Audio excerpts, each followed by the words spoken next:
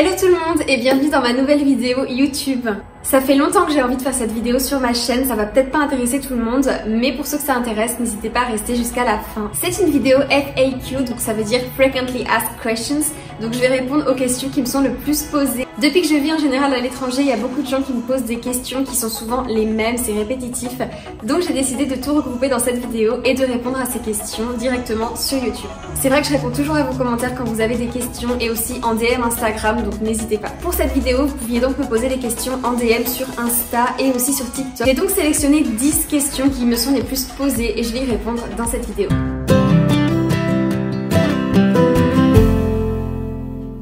Donc la première question qui m'a été posée, c'était est-ce que je préfère la France, la Grèce ou l'Angleterre pour vivre? Pour répondre à cette question, et je pense que vous vous en doutez, ma réponse sera la Grèce, bien sûr. Je trouve que c'est un pays qui est vraiment cool pour vivre. J'adore la nourriture, j'adore les gens, les paysages sont magnifiques, vous avez toujours des choses à faire. Il fait beau, bien sûr, et c'est vraiment une qualité de vie qui est relaxe, cool et vraiment très appréciable. C'est là-bas que je me sens le mieux et pour la qualité de vie. Ce sera ce pays que je choisirai. En retenant bien sûr que j'aime mon pays, j'aime la France, je m'y sens bien, mais je me vois pas encore pour le moment y vivre. Et je sais pas si un jour j'aurai l'envie de revenir vivre en France, mais bien sûr j'aime quand même mon pays et j'aime aussi l'Angleterre. Il y a vraiment de très belles opportunités professionnelles en Angleterre, c'est super pour le travail et aussi pour plein d'autres points. C'est vraiment un pays qui bouge et c'est bien je pense quand on est jeune. Ces trois pays je les aime et c'est très dur à choisir mais je pencherai quand même pour la Grèce, ça c'est sûr. La deuxième question qui m'a été posée, c'est est-il facile de trouver un métier dans un pays où on ne parle pas la langue? Donc pour cette question, je dirais oui et non, mais quand même plus non. C'est quand même assez difficile si vous ne parlez pas la langue. Je sais que par exemple rien qu'en France, si vous ne parlez pas français, c'est compliqué de trouver un travail. Donc je pense qu'il faut parler la langue quand même un minimum pour travailler. Après il y a des pays où il vous suffit de parler l'anglais pour que ce soit facile à s'intégrer. Donc vous n'avez pas forcément besoin de parler la langue officielle, mais je vois par exemple ici en Angleterre, sans parler l'anglais, c'est très difficile de trouver du travail. Donc je vous conseillerais quand même d'apprendre un minimum avant de venir. Donc pour faire un résumé, en fait ça dépend du pays où vous voulez aller, vraiment ça peut dépendre. Mais j'aurais quand même tendance à vous dire qu'il faut apprendre la langue, surtout si vous comptez rester longtemps dans le pays. Rester seulement 6 mois, ça peut le faire, mais si vous prévoyez de rester plusieurs années, pourquoi pas de monter en carrière, il faudra bien sûr apprendre la langue du pays, ça ne sera que plus facile pour vous. Troisième question, elle m'a assez surprise celle-là, mais bon je vais vous répondre. Donc c'était comment sont les gens en Grèce et leur comportement avec les étrangers?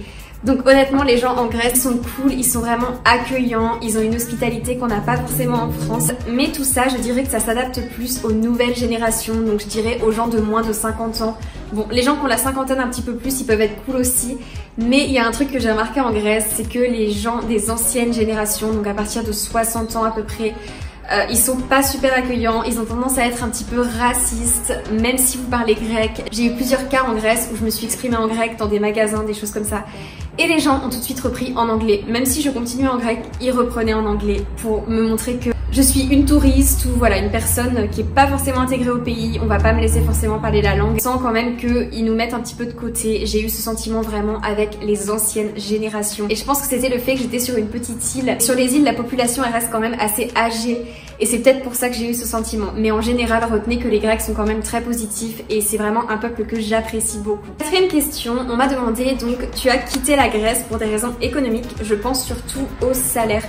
Alors oui, je vais pas mentir, c'est des raisons économiques vraiment en premier lieu qui nous ont fait quitter la Grèce. On savait que ça se passait comme ça là-bas, on sait que les salaires sont bas. Mon copain qui est grec, bien sûr, il le sait, donc il n'y a pas de surprise pour nous. Et c'est vrai qu'en Angleterre, on a beaucoup plus d'opportunités professionnelles, comme je vous ai dit, avec des meilleurs salaires. Donc notre but, c'est de revenir plus tard, d'investir ou d'avoir notre propre business. Mais pour l'instant, si c'est pour gagner 800 €, c'est très compliqué. Donc oui, bien sûr, la raison évidente pour laquelle on est parti, c'est le salaire. Mais il n'y a pas non plus que ça. Parce qu'on veut vraiment revenir. Comme on est jeune, on a quand même de meilleures opportunités professionnelles et économiques ailleurs. La question qui m'est souvent posée, c'est comment est-ce que j'ai fait pour apprendre l'anglais?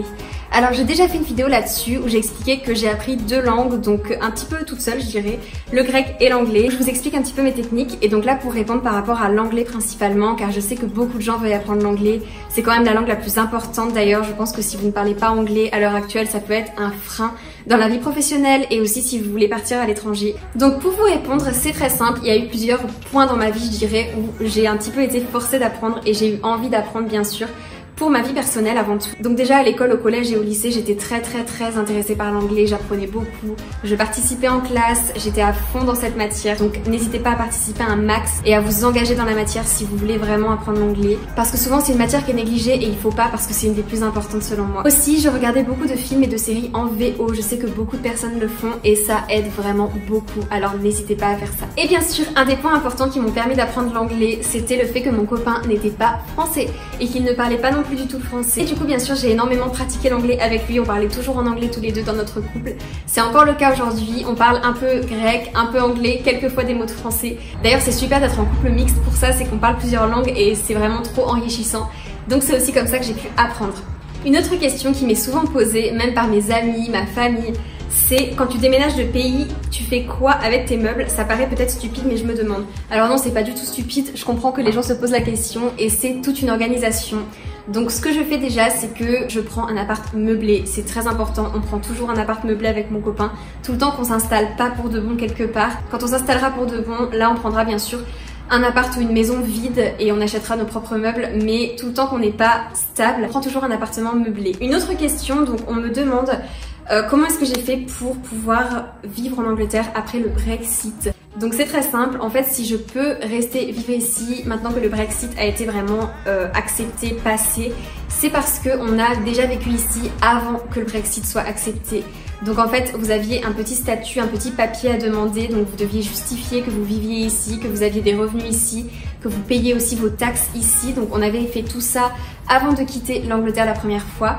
Donc il fallait justifier tout ça auprès du gouvernement. Et après le gouvernement donc devait vous envoyer un papier et devait vous dire si vous étiez accepté ou pas pour le PSS, donc qui est un papier qui vous autorise de rester en Angleterre pour 5 ans. Donc après les 5 ans par contre, on ne sait pas ce qui se passera, on devra sûrement refaire des papiers ou un visa. Et on arrive sur une autre question qui m'est souvent posée, donc les gens me demandent comment est-ce qu'il faut faire pour vivre en Angleterre après le Brexit, s'ils peuvent venir.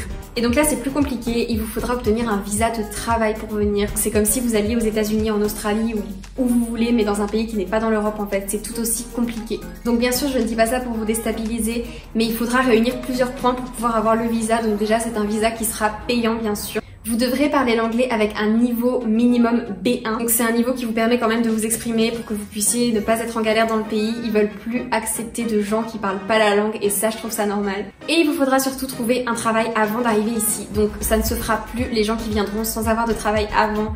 Malheureusement c'est pas possible, vous pouvez pas venir et chercher du travail sur place. Il vous faudra avoir une offre d'emploi acceptée par l'employeur. Il faudra que l'employeur vous veuille en fait et vous fasse venir parce que c'est à lui de vous sponsoriser et de montrer au gouvernement qu'il vous veut et que vous avez quelque chose à faire ici. Et aussi il faut savoir que cette offre d'emploi doit être de minimum 26 000 livres par an. En gros si vous venez, il faut que vous soyez utile au pays. Donc il faut que vous apportiez quelque chose ici, pas venir par exemple pour travailler dans un bar ou des choses comme ça, des secteurs où les Anglais peuvent déjà prendre les postes. Autre question qui est d'actualité, on demande tout simplement, pas trop difficile d'emménager à l'étranger en plein Covid. Alors pour cette question, j'avoue que ça peut paraître un peu difficile, mais je vous avoue que c'est pas très compliqué. Ce que je peux vous recommander, c'est simplement de préparer vos plans et de savoir ce que vous faites, de ne pas bien sûr débarquer dans le pays sans travail, sans logement, sans plan. Il vous suffit simplement bien sûr de respecter les règles sanitaires, de pas vous faire remarquer, de porter votre masque, de faire tout ce qu'on vous dit dans le pays, de faire les tests en question aussi quand vous voyagez, quand vous arrivez. Il faut surtout pas être hors la loi. Et si vous respectez tout, c'est exactement comme si vous étiez en France. Bien sûr au niveau des démarches administratives, il peut y avoir des retards, ça peut être un petit peu plus compliqué de s'installer, mais je sais que beaucoup de gens partent dans un pays souvent avec un sac à dos et font tout sur place, ils verront sur place, ils n'ont pas de plan avant de partir. Ça, je pense que c'était facile avant le Covid, mais à l'heure actuelle, avec ce qui se passe, il faut préparer ses plans. Il faut savoir aussi qu'en temps de Covid, toutes les entreprises, quasiment, même si vous êtes en Angleterre, vont faire les entretiens, vont vous rencontrer par visio, à distance. Donc si vous êtes en France, par exemple, vous pouvez très bien chercher du travail ici, faire les entretiens en visio, ça change rien. Et enfin, la dernière question qu'on m'a posée, c'est quel est le meilleur coin où vivre en Angleterre ? Donc pour cette question, je vais dire sans hésiter le sud de l'Angleterre parce que vraiment c'est un endroit qui est plus cool. Vous avez la mer, vous êtes proche de la France. Les loyers sont peut-être un peu chers, ça peut être le souci, mais vous êtes proche de Londres tout en ayant la nature, la mer comme je vous ai dit, et je pense que les gens sont plus cool ici. En fait c'est comme le sud de la France, vous n'allez pas avoir la même mentalité et la même qualité de vie que dans le nord de la France. C'est donc la fin de cette vidéo, j'espère que ça vous a plu. Si vous avez d'autres questions comme je vous ai dit, je suis ouverte vraiment dans les commentaires, n'hésitez pas. Et si vous avez aimé cette vidéo, mettez-moi un like et abonnez-vous à la chaîne. Je vous remercie pour tous les nouveaux abonnés et pour ceux qui étaient déjà là. Je vous souhaite une excellente semaine et à bientôt, bye!